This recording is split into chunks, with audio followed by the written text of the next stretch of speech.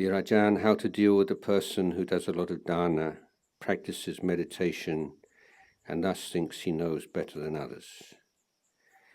If someone else gives him advice, tells him off, he would immediately avoid and say, I must stay away from negative energy. He does that even to his own parent. My goodness. Please help Ajahn. Thank you very much! Exclamation mark.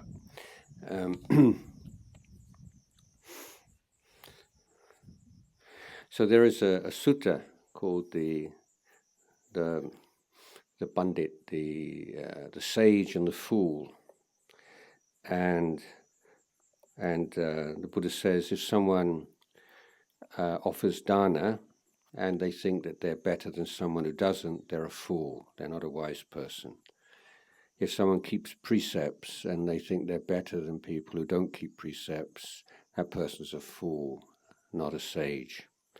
And if someone meditates and gains samadhi and thinks they're better than someone who doesn't, they're a fool, not a sage.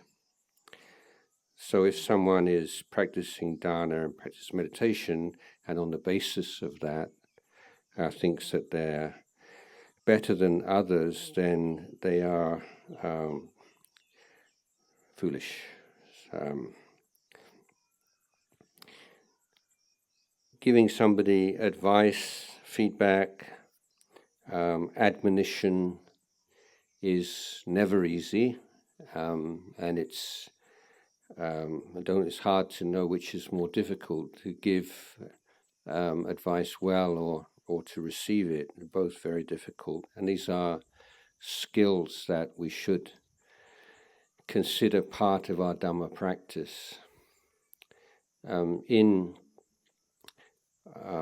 not sure telling someone off is the best way of doing things anyway, but if you want to give somebody advice and feedback, first thing is time and place.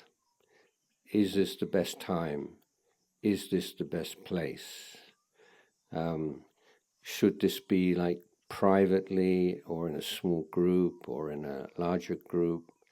So the context in which the feedback or the advice is given plays a vital part in deciding whether or not it will be accepted.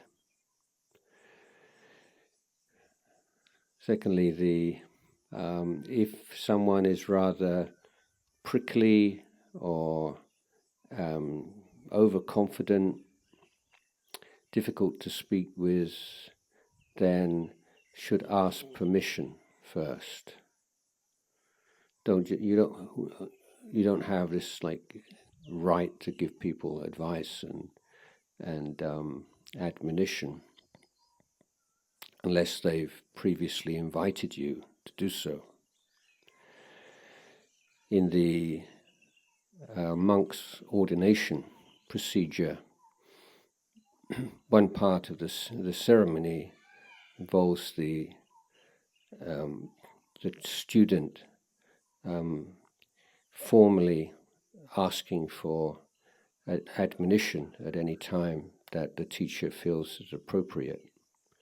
So they are making themselves available as part of the relationship between a teacher and student. But if it's a friend or a spouse or so on, then has that person given you permission? If not, they should ask permission. And again, these very basic rules of good communication: be specific. Restrict your admonition, your criticisms to actions and speech. Do not make statements about their personality and what they think and what that tends to close all doors of communication. When someone feels they're being personally threatened, then they will not listen to you. So the communication is based upon trust and finding the right time and place so you feel that that person has enough trust in you and is open enough that maybe they will listen. And then you ask permission, and then you say, this particular action, this particular speech has made you feel uncomfortable or made you feel this or that, and because of whatever reason it may be. So it's giving them some information about how a particular action, particular speech has affected you. That's the way where you start. So if you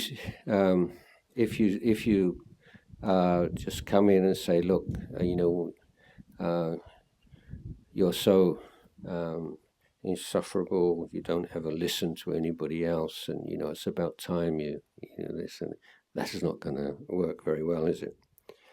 So imagine before you're going to give somebody some feedback, imagine that you were the one on the receiving end.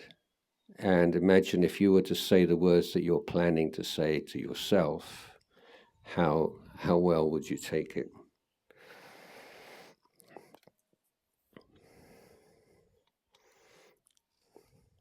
I do have some doubts here when you say, thinks he knows better than others. I think probably that's not always the case. It's sometimes, and sometimes probably more open than others, and certain matters. So don't be too kind of all-encompassing, and he's always like this, and he's never like that. So don't. These are two other words to avoid in this kind of is always and never. Be specific, avoid generalities, don't make assumptions about somebody else's mental states or personality. That's some basic advice. I have to move on because there's a lot of questions. I saw a slogan on a shirt at the airport. It was to commemorate Ajahn Chah's Remembrance Day 2025. Could Ajahn please elaborate on the slogan as to what is meant by true but not right and right but not true? Okay, so there is a story behind this. Ajahn Chah didn't recommend reading books very much, but he said, well, if you are going to read, then read Ajahn Buddhadasa. And he was he respected Ajahn Buddhadasa a lot. And Ajahn Sumedho, traveling, wandering, went to Sun Mok, to Ajahn Buddhadasa's monastery, and was asking about the differences in style between Wat Pah Pong and Sun Mok. So in Wat Pah Pong, there's a great emphasis on the Vinaya and the regulations and the protocols and agreements governing the behavior of the monks and novices. These being used as a way of training in mindfulness and grounding you in the present moment. So everything there's a way of putting down, for example, your glasses, and there's kind of a way of doing things that you learn.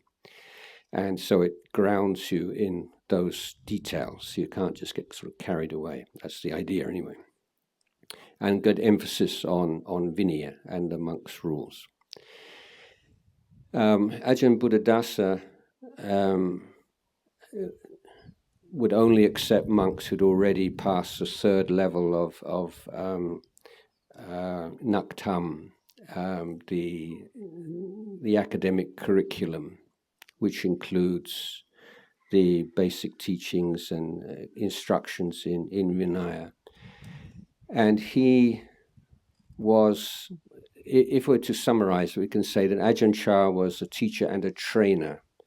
And Ajahn Buddhadasa was not interested in training people.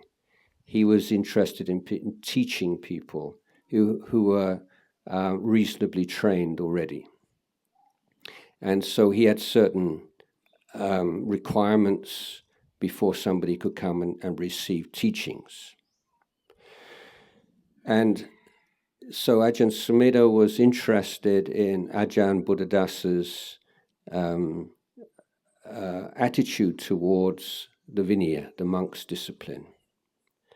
And Ajahn Buddhadasa says, if you're mindful and aware, the rules will just keep themselves. And so this is why my emphasis is on mindfulness and awareness rather than on the observance of specific rules and regulations. So Ajahn Sumedho returned to Wat Pah Pong, and he said, this is what Ajahn Buddhadasa said, and what do you think? And he says, that's right, but it's not correct. It's correct, but it's not right. Yeah.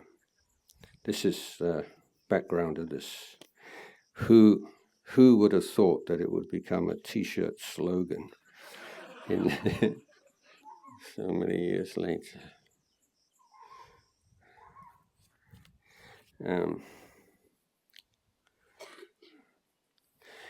Tanajan, I live a very fulfilling life. I have a wonderful family and a rewarding job. Is it wrong that I want to be born again as a human being after death? No, it's quite a legitimate goal, but to be born again as a human being, then it's not so easy, minimum requirement of 5 precepts and leading good life, and so that the Buddha didn't criticize. He recognized that for most people this is a normal and legitimate goal, to lead a good life and to gain a good rebirth. But the Buddha is saying, but there's much more than this, and if you're interested in something beyond this, then he would teach. So the graduated discourses that the Buddha gave, he would talk about dana and sila and heavenly rebirth, and then he would go on to the drawbacks of that whole path, and then the possibility of the path of liberation. And only then would he when he saw somebody was really ready and interested, would he teach the Four Noble Truths. And so I would say, no, it's not wrong, and it's quite natural. But of course, there is the observation that a fulfilling life, wonderful family, rewarding job, these are not kind of set in stone. These things are a lot more fragile than you might like to think.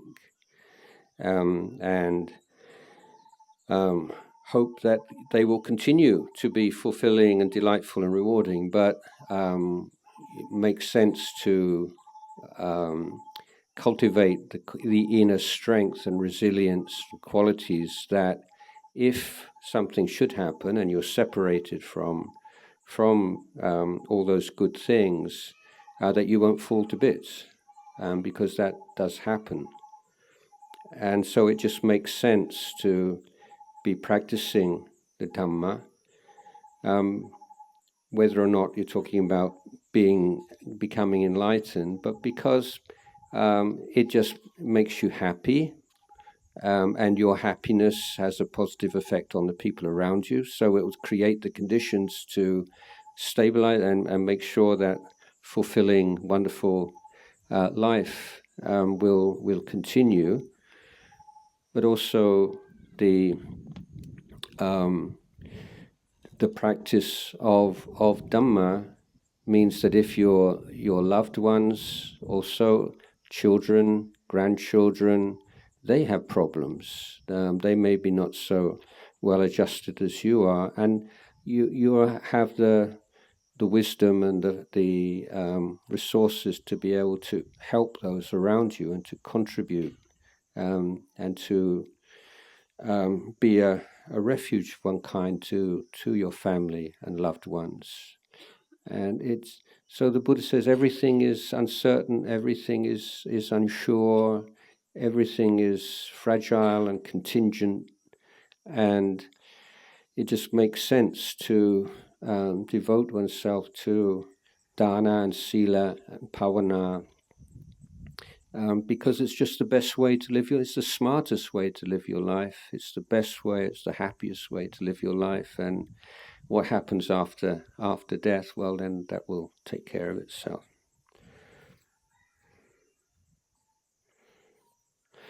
May I know what is the meaning of Ajahn Chah saying, right view may not be the truth may not be the right view? I'm not familiar with that saying. If someone can find that for me and give me a reference.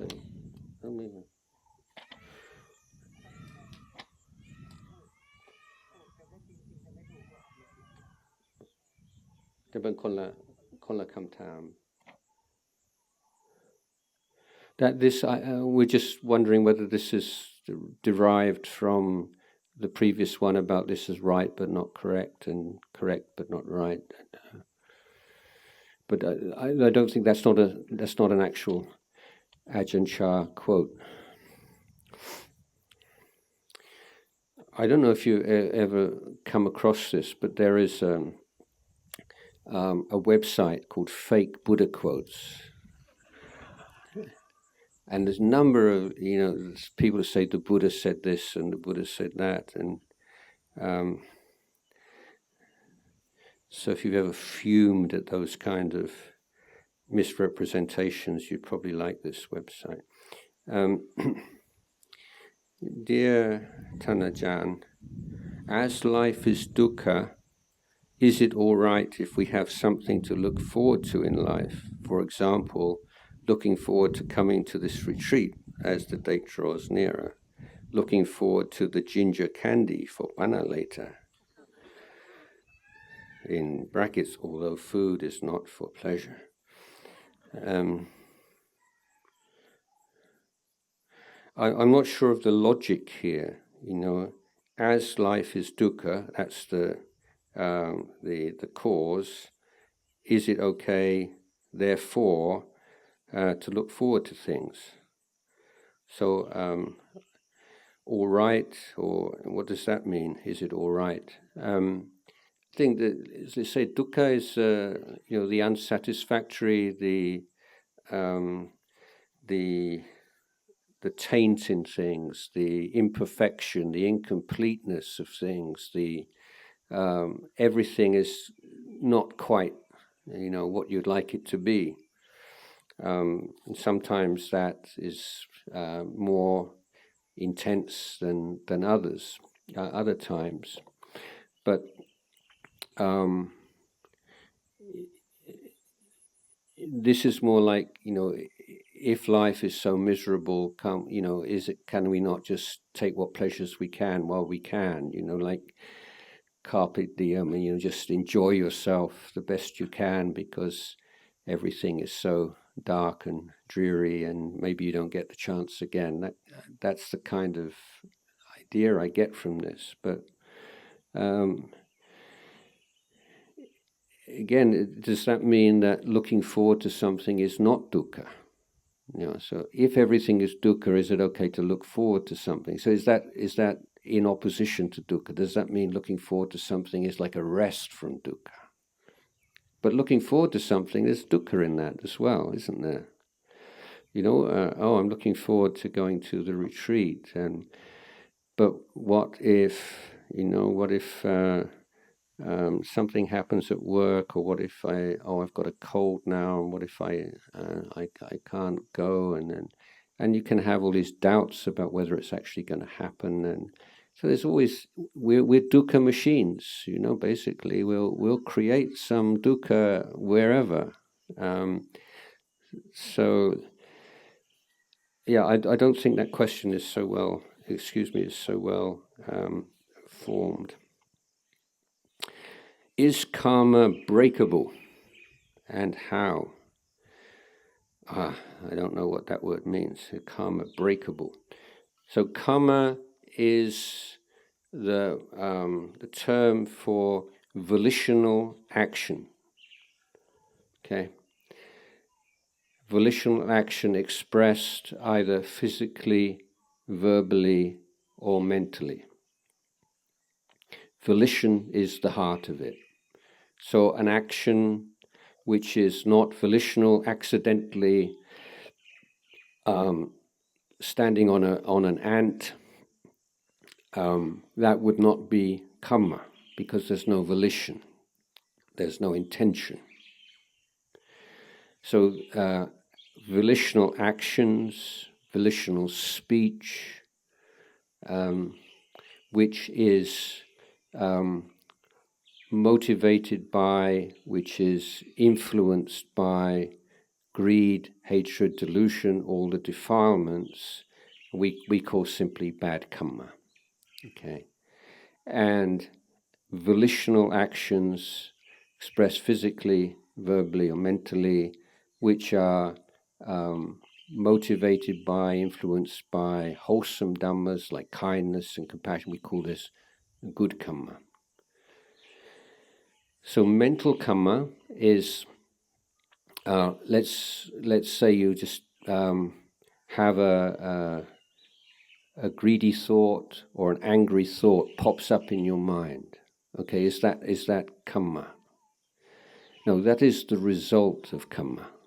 Okay, and in Pali this has a different name. It's called vipaka. So you have karma and vipaka.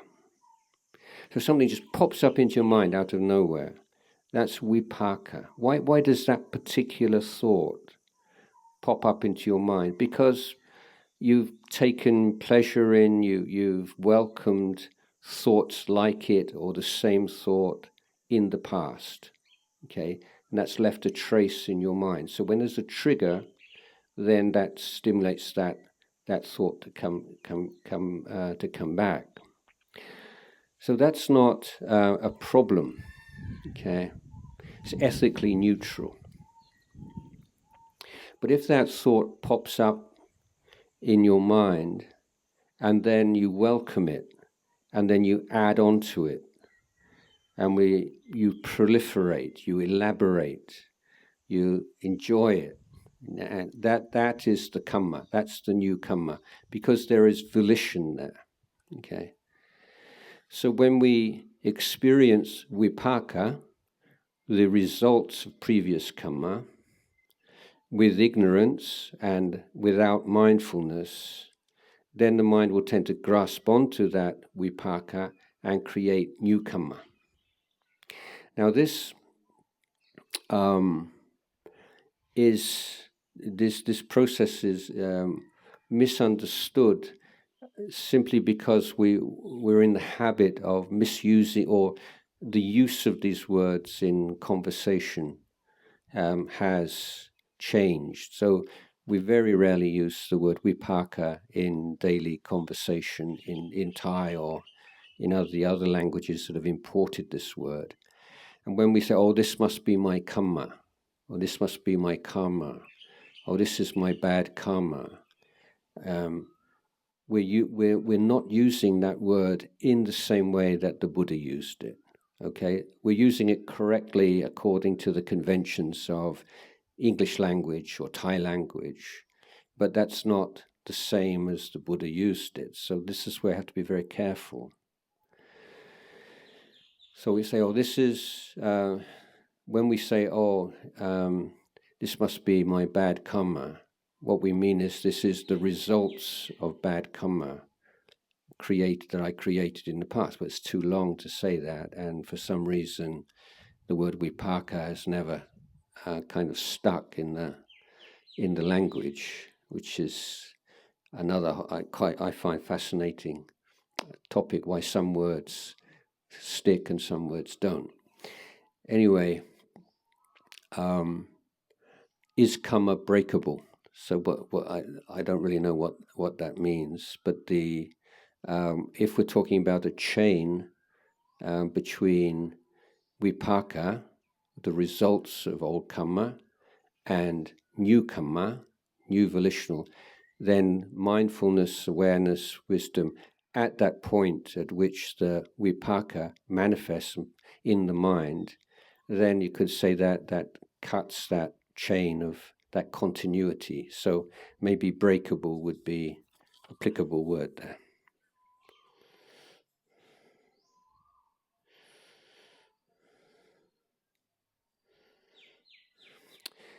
Dear Ajahn, this morning I tried walking meditation barefoot as you suggest. It was really painful. Every step hurt.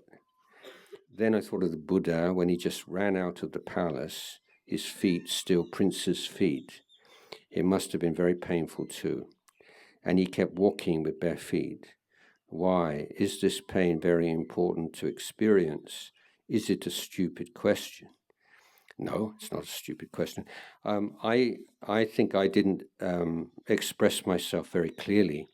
The question yesterday was from someone who is planning to become a monk and asking what kind of preparation should make.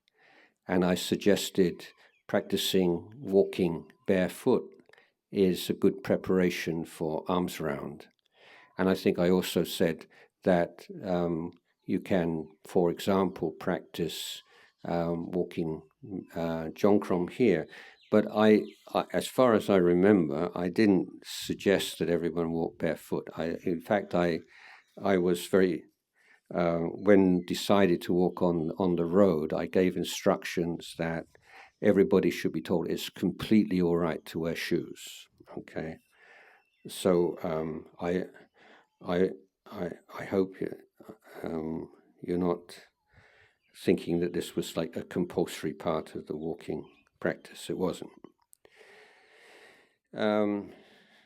So is pain very important to experience? We don't have much choice.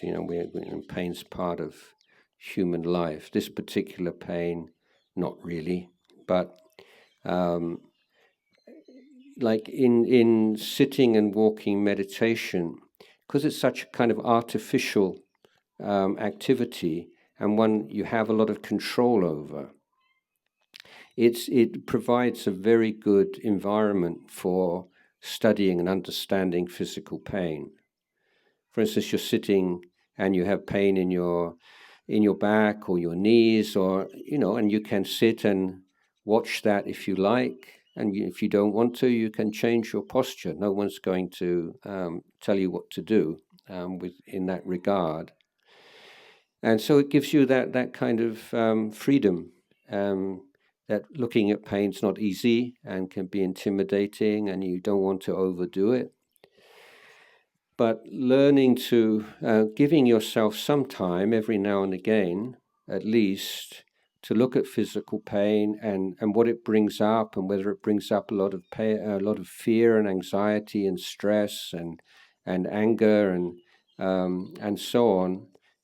That's very useful to see that, because this is going on in our daily life all the time. Not only with physical pain, but with all kinds of unpleasant impingement or unpleasant experiences that the untrained mind is immediately adding on to the unpleasantness in this way, with stress, anxiety, etc., etc. And so you can isolate it in this very special, clear context where you are performing a particular action, like walking up and down or sitting, and trying to identify the ways in which the mind creates unnecessary problems on the top of an unpleasant experience. So this is certainly a useful and valuable part of Dhamma practice, but it's something just to take, don't be too gung-ho about it. And do you know this word gung-ho? It's an interesting word. Gung-ho is one of the very few English words derived from Chinese, and it means like sort of over the top, just too aggressively going at something. But originally, it comes from Chinese industrial cooperative. In the Second World War, or when the Chinese anti-Japanese production in factories, there was this emphasis on working together, and from this, I can't remember my Chinese is absolutely terrible. So I think the word for like factory was gongye. Is that right? Gongye. And then there was cooperative. What's cooperative in Chinese? Yeah. So from gong and shi or something, then they make this word which means like all work together. And this was the slogan in the Chinese factories, in the effort to ramp up production, to the war effort against the Japanese. And he made this slogan, and then after the war, this American Marine general went, and he was there, and he was very inspired by this. And so the way that the Wade Giles way of writing Chinese in those days made it into gung-ho. And so gung-ho became the slogan of the American Marines. And then with the way that language works, the meaning evolved from all working together, like Marines together, to this present meaning of like overly enthusiastic. And yeah, probably you can tell I like words and knowing where words come from. So gung-ho, yeah, that's the only other Chinese word English I know from the Chinese. This is from, I think, from Fujian language, and it's ketchup. Yeah, so ketchup came from like fermented fish sauce in Fujian language. Okay, we'll leave language and then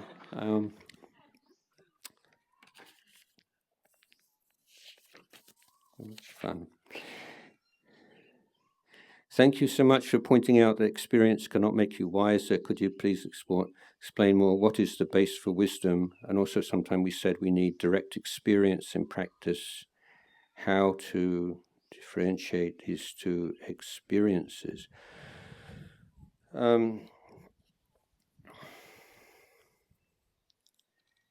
The point I was making was my mistake was just thinking that wisdom was just something, like I say, it's like you gather all these experiences, like all these lemons or oranges, and then you squeeze out the juice, and that's the wisdom. Something that, like wisdom, just naturally arising, especially if you have a real varied kind of experience and do all kinds of unusual and stupid things. And I realized that it's an accumulation of memory, and without some purpose and some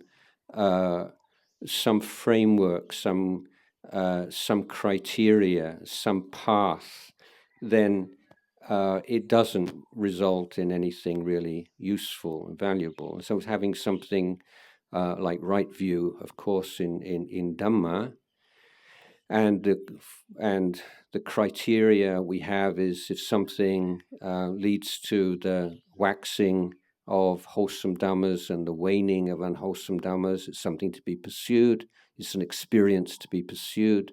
And if something leads to a waning of wholesome dhammas, a waxing increase of unwholesome, then it's something to be avoided. So not all experience is to be accepted and welcomed, but we have a filter based upon a clearly delineated path of practice, and this is how we have a base for wisdom.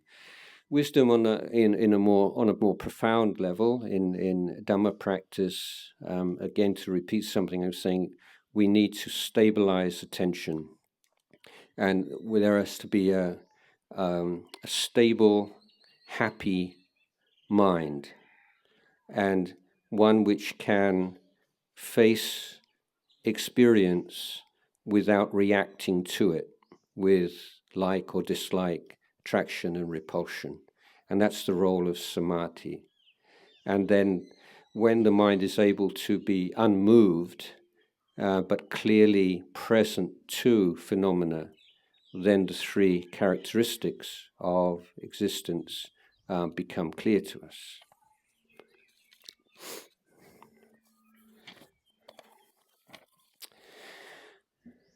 Do we have to be good and kind to everyone? How about to those who hurt us? I had a broken relationship with my senior relatives. It hurts a lot. I often think of that situation even during the meditation.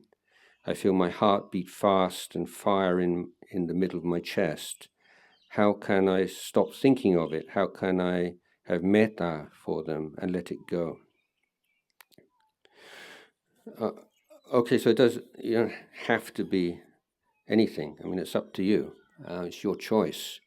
I would say goodness and kindness is a smarter choice. The Buddha once said that his feeling of compassion was equal to or the same for his son Rahula and for Devadatta, the evil monk who tried to kill him and to destroy the sasana. So the whole point of metta and karuna is that they are boundless. I mean, everybody can be kind to people they love and people who treat them well. I mean, there's no merit in that, is there? But finding a way of overcoming anger and resentment and hurt towards people who treated you badly, this is Dhamma practice. This is why we practice. And if we hold on to something and hold on to that resentment, then who suffers? The person that we're angry with or resentful of, maybe, but probably not. You may not even know, but you suffer. So if you think that being hurt is a bad thing, and they hurt you once or twice, but you hurt yourself every day, remembering it, then you're more at fault than they are. You see, if you don't want to be hurt, then why hurt yourself? Which is what you're doing, where you're just reheating this and just going over it again and again and again. So, because what do you get out of it? What's the value of it to you? It's an addiction, and you have to have that kind of metta for yourself, and say, I'm not going to torment my mind with this kind of anger and resentment anymore. I'm going to learn how to let go of it. So the first thing is you have to be very clear in your mind that I don't want this in my life anymore. It's not going to disappear because I've fed it and nurtured it for so long, but I'm going to stop step by step to reduce it and let it go.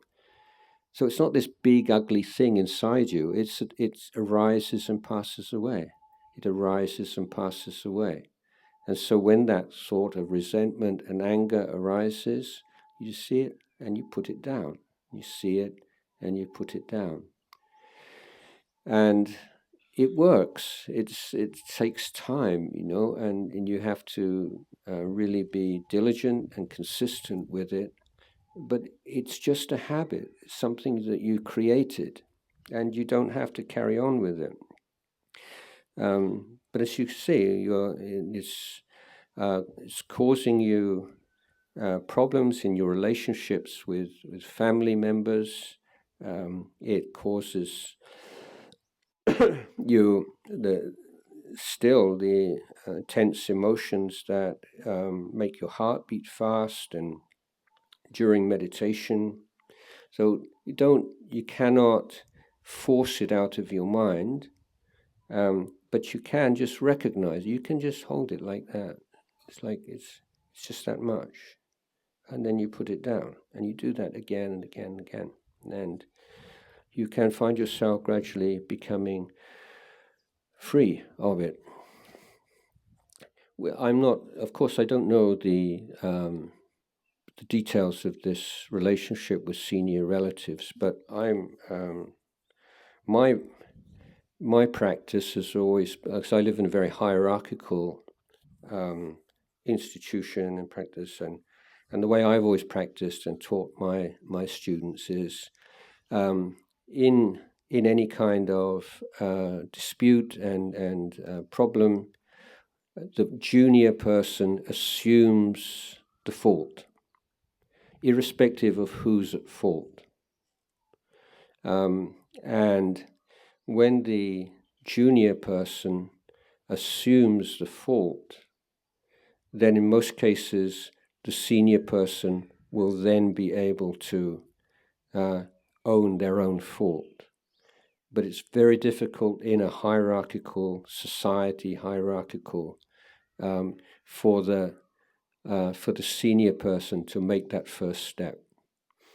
And so the junior person, the younger person, as a convention, as it were, it doesn't mean that you're now saying that it was your fault. Not, of course, you're not sort of blaming the victim if you're a victim.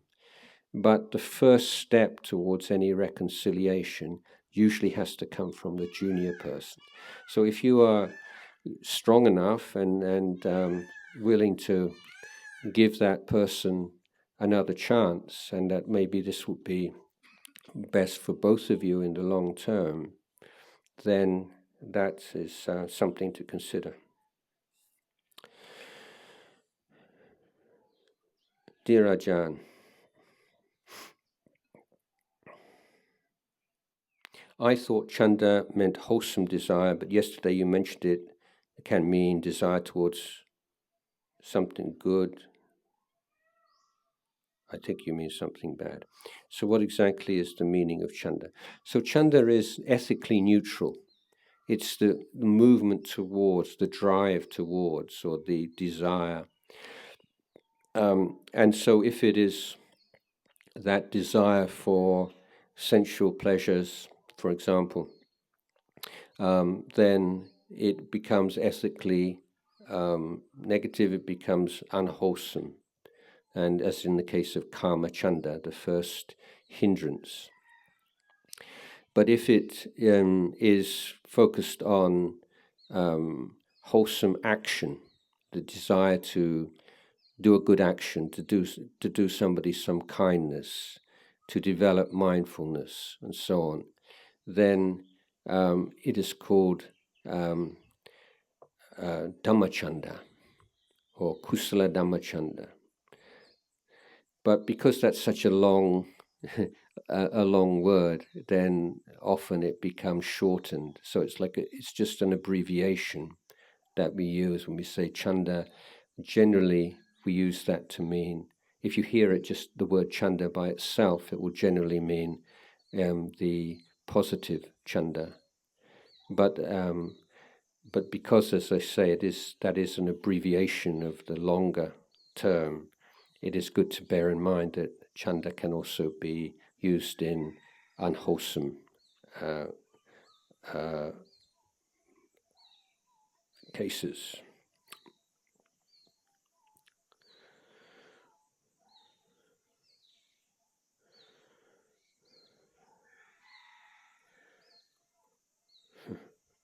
Okay. I am practicing Marananusati and preparing how I should die. My family are not of the same faith. For sure, I know they will be crying and wailing and fussing over my sick or dying body. By then, I hope I have practiced letting go of the body of loved ones and be watching my last breath. How do I tell family that I don't want them at my sickbed or deathbed, as I just want to die quietly and on my own terms? I think you cross that bridge when you come to it.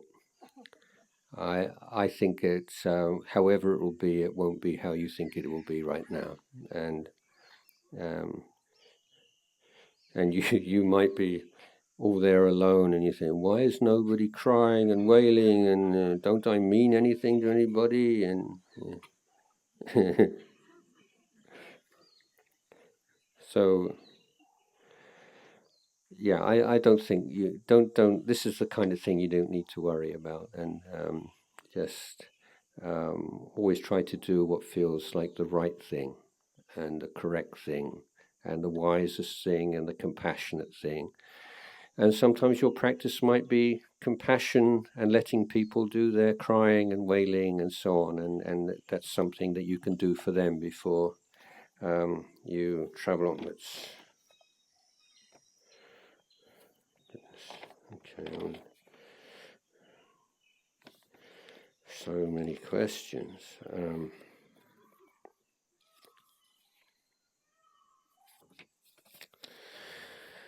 May we know if there's an international online community set up for regular practice in the morning on full moon, new moon, or monthday or monthly practice on a Sunday or during Wasa. You can make announcement or do Dhamma broadcasts through online platform.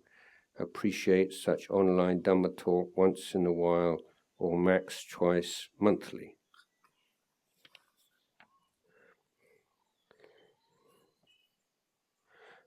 Do you mean, do I do these things? No, I'm far too lazy to do something like that. Some of my students, where's Julia? Julia is still, you have the group, you want to tell people about the group? Maybe give a microphone.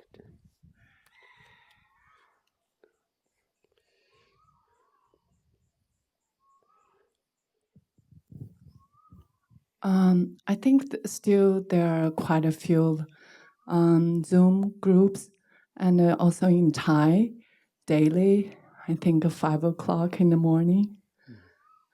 Our Real Home, the name is called Our Real Home.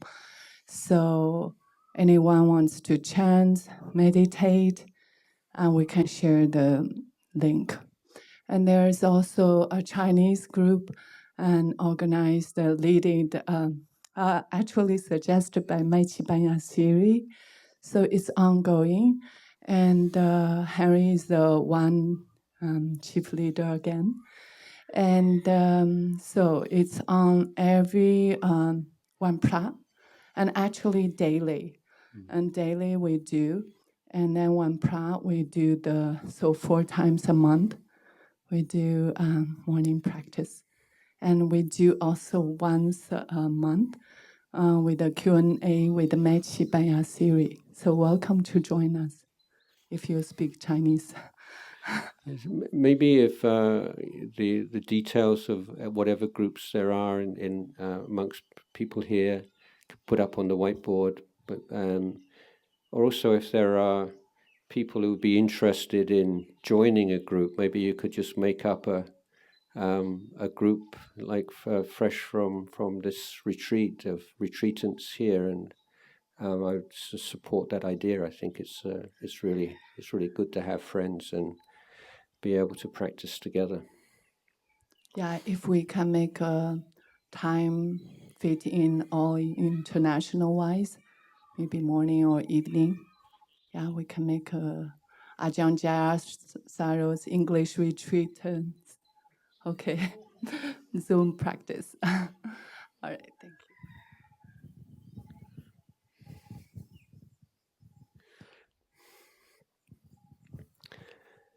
Okay, next question. Observing my mind during this retreat, I find that my mind has a strong attachment to comfort, constantly strategizing over creating the optimum conditions for comfort. Naturally, this doesn't allow me to stay in the present moment.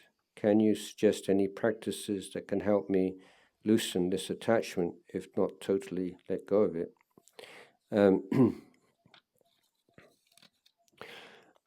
Again, I mean, the value of retreat situation is that it exposes and allows us to see things that we maybe take for granted in daily life, and the craving and constant strategizing or moving towards the pleasant, the easy, the convenient. This is normal, natural for everyone, and also the trying to avoid any discomfort and fear of discomfort. These are things that we can learn and we can see, because we're constantly reminding ourselves these kinds of patterns and these kinds of defilements that we see on retreats. These are not appearing because of the retreat. These are things that are influencing you throughout your life. But in daily life, it's just so much more difficult to see them. So in a retreat, it's like you're putting them under the microscope. And then if you can really observe them clearly, then the idea being that you can start to recognize these patterns and how these things are manifesting in your daily life and work to reduce them.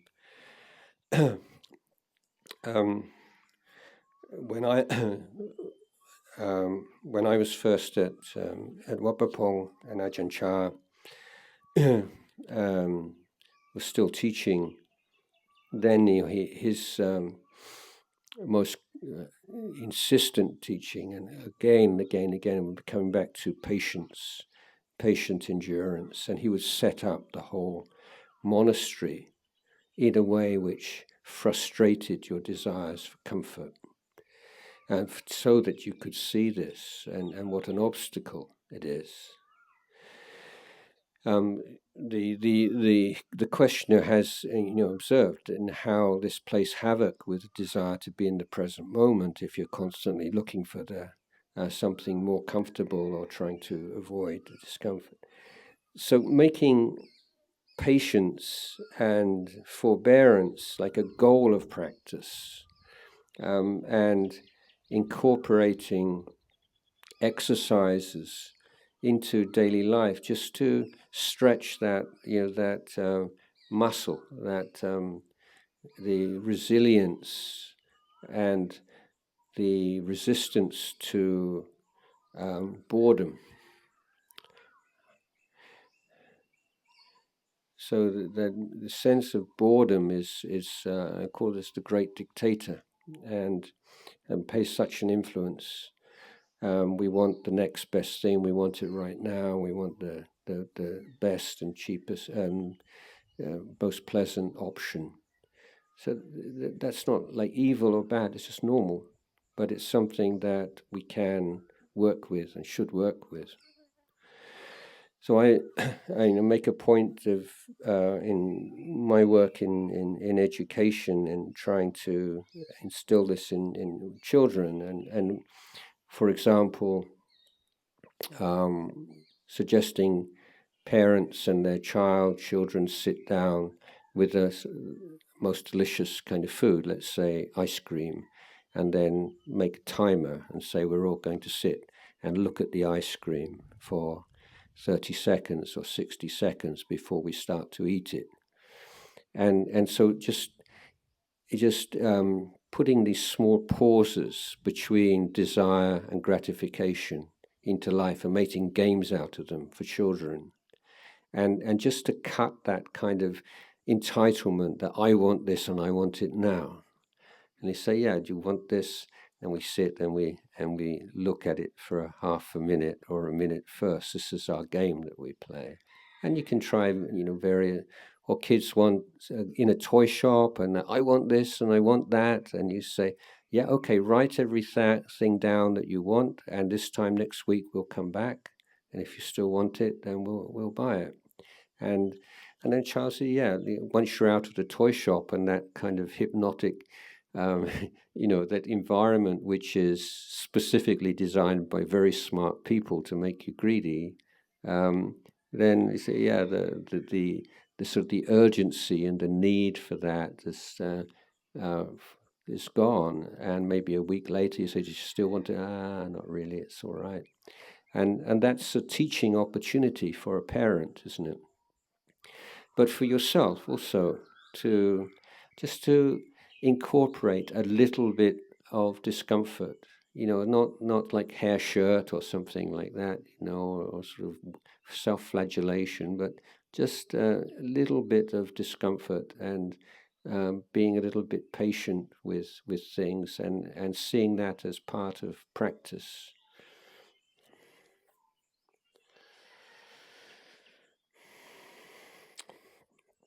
Okay, from the perspective of Buddhism, there is not a self or even a self to control something.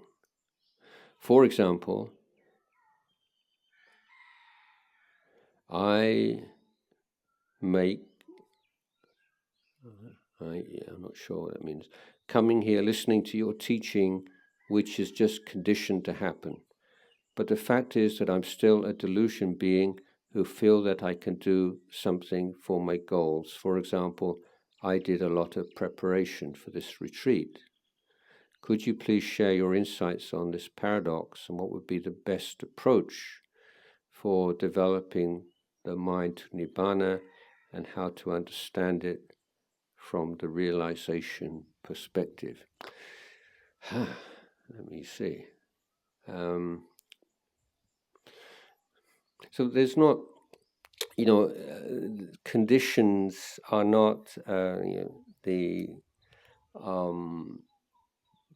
it's not like fate or destiny, and so there's a small envelope, there's a small area in which we can exert our will. And the Buddha said this is a teaching of effort.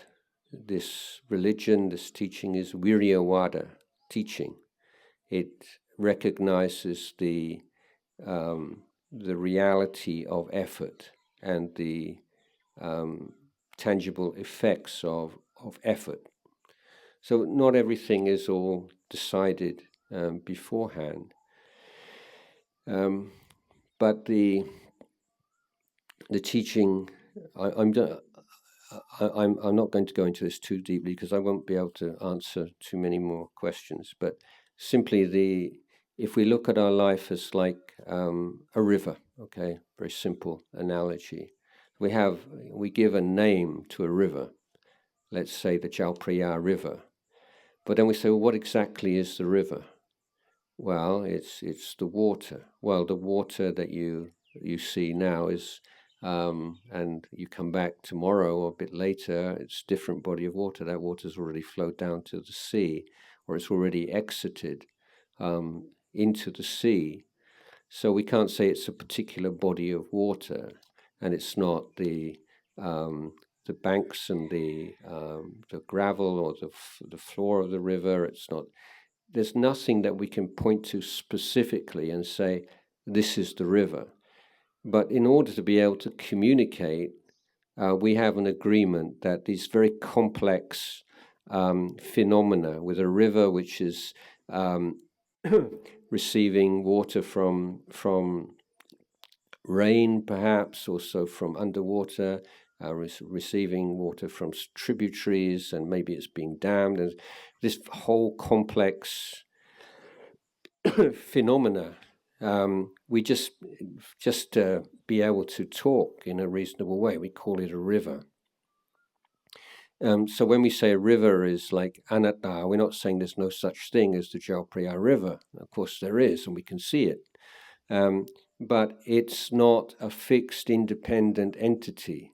The word river is just referring to a complex flow of phenomena. And so to say that the human life is anatta is the same. There's this constant flow. And even that sense of being the judge, the evaluator, the observer, that also is part of the flow. It's not, the observer is not standing on the bank looking at the river. It's also part of the flow, part of the river. So I just leave that question at that point.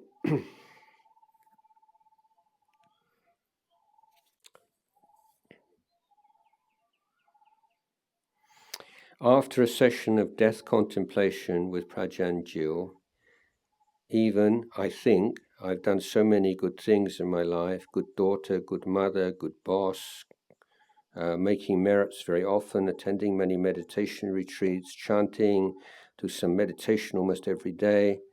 But when asked to think of good deeds you've done, I actually paused and wasn't sure which good deeds are good enough. Am I going to be in trouble? Please help. Even trying to keep precepts strictly, don't really know what to think. No. Okay, well, I mean, what's good enough?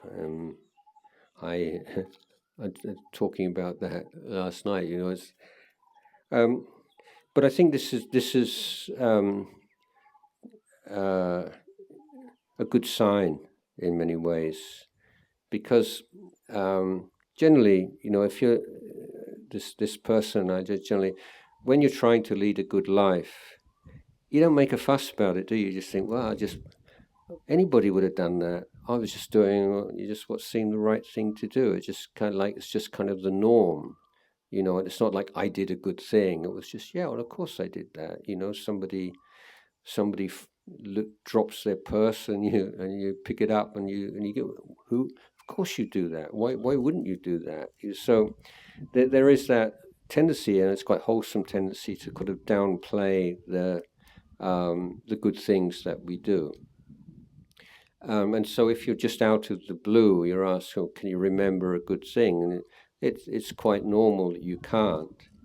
But if you're a bit more systematic and you make some headings, for example, I mean, you have to do it as like a bit of homework first, okay? And you're saying you've offered a lot of dana, or you tried to be a good daughter, or you tried to be a good mother, and then specifically times when you felt that, yeah, I treated my mother very well, or I did something I'm proud of, or in that way I think I was quite a good mother. And so having specific things, but just to stimulate your memory to begin with, maybe you need to be a little bit kind of systematic and make headings and everything, just to bring stuff to your mind, which is there, but it's just not sort of within easy reach unless you make a specific intention to bring those things to mind.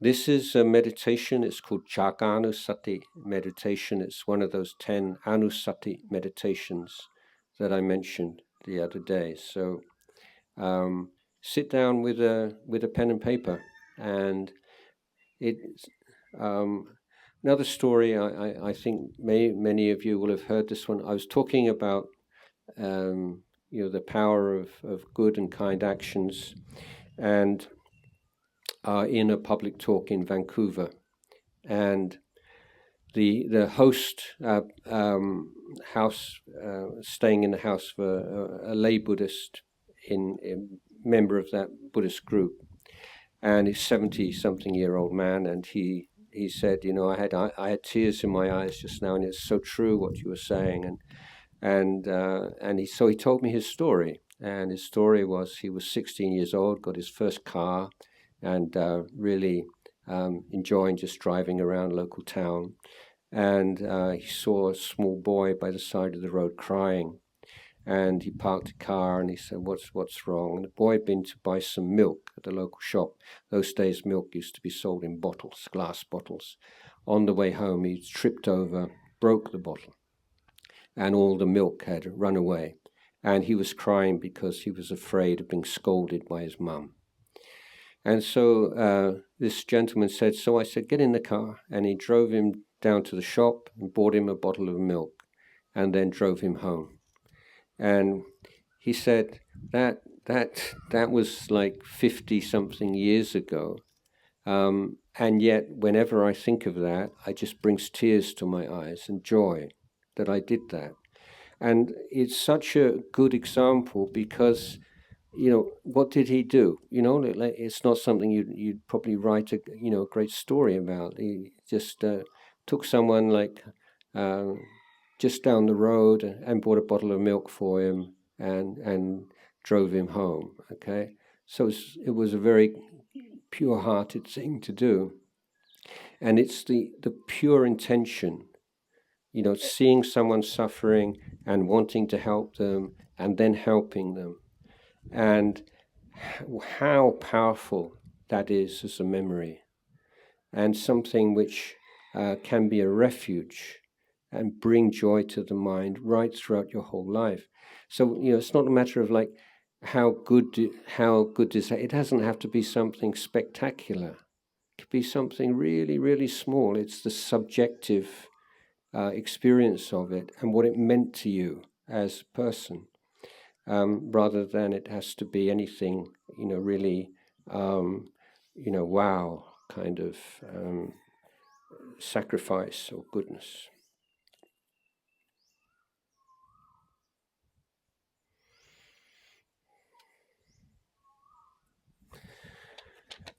From the story about the patient undergoing operation where the consciousness floated out above and able to observe the whole operation process without using the 5 sense doors, organs, does the consciousness or knowing mind sense like energy, sensing energy, or electromagnetic waves, or EM where I don't know.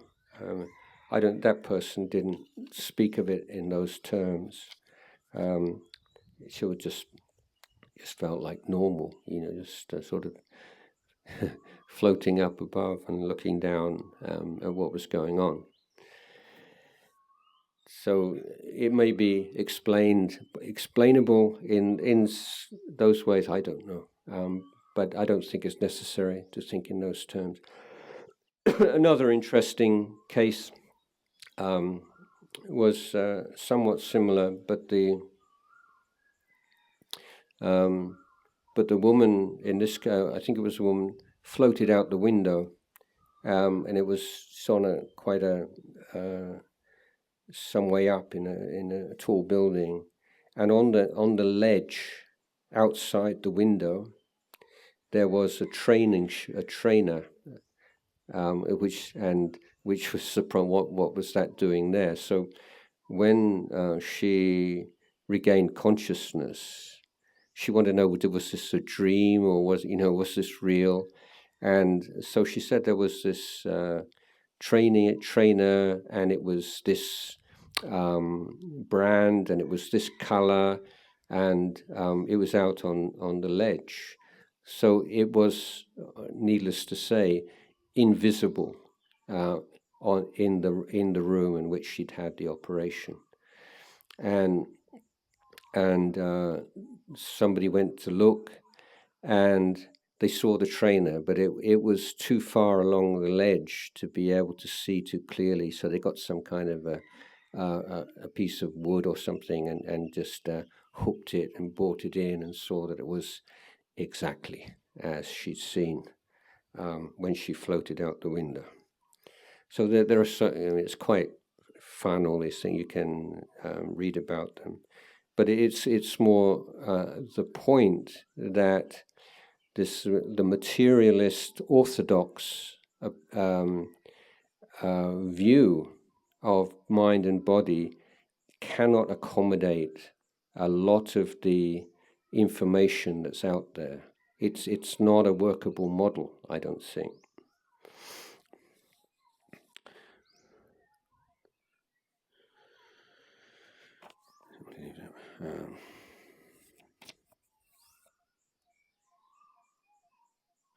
This morning you explained the 5 hindrances and it was very eye-opening.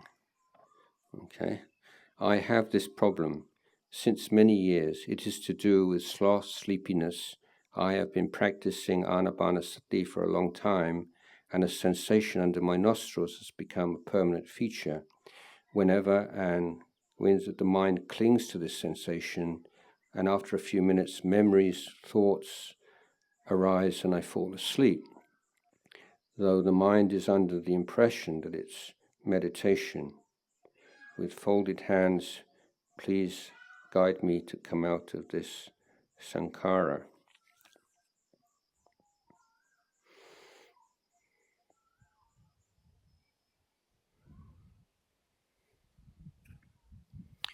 Yeah, I'm not so. Maybe have to speak with you about this maybe tomorrow in one of the sessions. I need to have a bit more information. But if it, I just make one or two general points that once you have a habit of sleepiness, then just stop, and you need to, I guess you say, like reboot. And what I mean by that is, if you're going to continue with anapanasati, start meditating for 5 minutes, and your goal is to be free from dullness and sleepiness for 5 minutes, and just restart the whole meditation practice all over again, with the main criteria being peaceful, not peaceful, inwards, outwards, whatever. 5 minutes without sleepiness, and then increase that to 10 minutes and 15 minutes. And so you have to create a whole new habit, because that sleepiness habit then is a very difficult one, and it's so obstructive. And the best way, as I say, is to create a whole new habit of meditation, a whole new approach.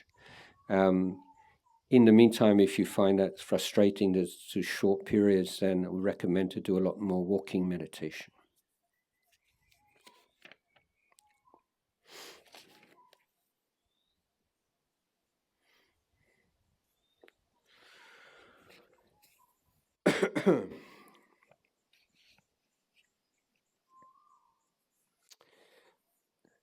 Hello, Ajahn. Who is Jesus? Is he an arahant? Thank you. I've never met the man, but yes, actually I have a Brazilian guy called Jesus. But I'm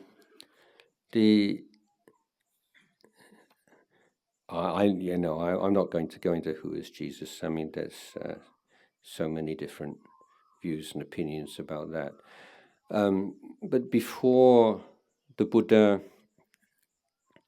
passed away, one of the last teachings he gave a wandering ascetic who asked to be able to speak to the Buddha, and Ananda and the other attendants didn't want the Buddha to be disturbed, and the Buddha said, no, let him come. And so the ascetic's question was, there are all these famous teachers, and they're also wise and charismatic and so on and so forth, but how can you tell me which ones are really enlightened? All the famous names. Which are the ones that are really enlightened? And the Buddha wouldn't answer the question in those terms, but he said, whatever teaching incorporates or includes all of the Eightfold Path, that is a path to enlightenment. So if there is a religious teacher or there is a path of practice, this is how we decide. Are all 8 elements of the noble path present in that person or in that teacher? Has that person pursued all 8 parts of the noble path? So I wasn't particularly inspired by Jesus as a boy, I must admit, and there's a couple of episodes in his life which I really couldn't accommodate. There's one where the Buddha approaches a fig tree, and he wants to eat a fig, and the fig tree is not in season, so there are no figs on the tree, and he's so angry that he curses the fig tree. And for me, it was, what? You want to eat a fig, and you can't eat a fig, and you're cursing the tree because it won't give you a fig, and it's not even as if it's in season. So I didn't find that very inspiring. And yeah, I don't want to be putting down Jesus too much, but as a child, I wasn't at all inspired, I would say. So I'm not sure if getting angry with a fig tree is a pointer to someone who's consummate in the Eightfold Path.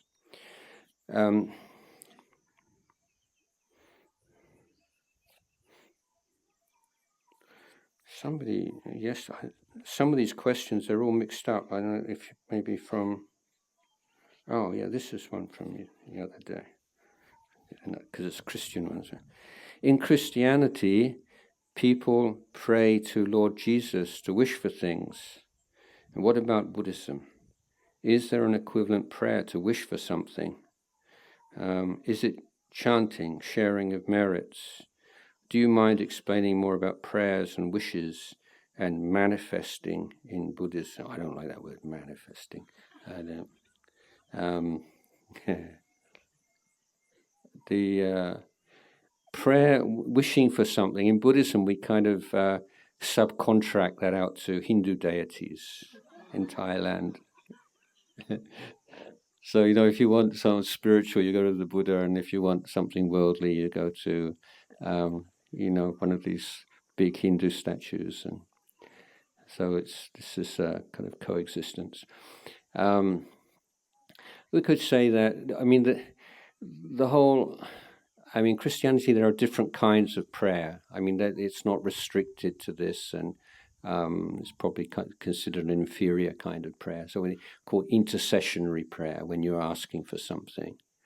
But it's based upon an idea that the way things are has been created and is susceptible to, like a controller, like a dictator who can, if you ask in the right way and you just then, he'll sort it out for you. But the Buddha is not fulfilling that role, and we don't think that's possible.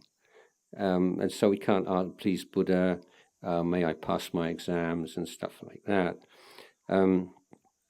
But praying has a psychological value to it, I think, that because it's focusing your effort and when you really want something, and it can, certain cases, result in chanda. But I have a somewhat, for me, when I go to India and I speak to like village people in India, so I sort of say, like, so you've got a cup of tea, and you say, please God, make my tea sweet, and then you put some sugar in the tea, and then you, oh, thank you God for making my sugar sweet. So it's a very simple way of teaching, but that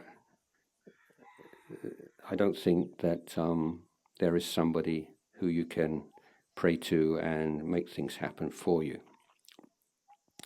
But there is a prayer to wish for something. may I be happy, may all beings be happy, may all beings. So this is that kind of, but it's a prayer not to, for the Buddha to make that happen. It's more of a sort of a skillful means to articulate and to focus that kind of energy.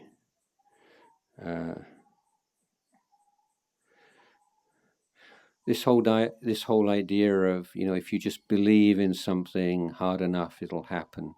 That's doesn't seem to me to be, hardly worthy of refuting. I mean, it's so obviously not the case. And if you consider all of the causes and conditions necessary to achieve some kind of result, your desire, your wish is one. And in certain cases, it might have more of a role to play than in others. But it certainly doesn't trump everything else. And it's just this one thing. And, if you want it hard enough, you'll get it. If you want, you can be whatever you want to be, and so on. And the role of these kinds of I would say kind of foolish ideas, you can be whatever you want to be, and so on, and their connection or their relationship to depression is something really worth looking into. If you've been told that you can be whatever you want to be, you just have the passion, you just have this and that, and it'll manifest it, and then it doesn't happen. And what happens to your mind? How do you deal with that? You may think, "Oh, I'm not good enough. I didn't manifest enough. I didn't want it enough. I didn't have enough passion." Instead of understanding the causal the conditioned nature for change and how change actually occurs. Okay, that's the end of our time together this afternoon. ครับขอโอกาสครับอันดมยังโอวาทกถาสาธุกรังทธามเสสาธุสาธุสาธุอนุโมทามิ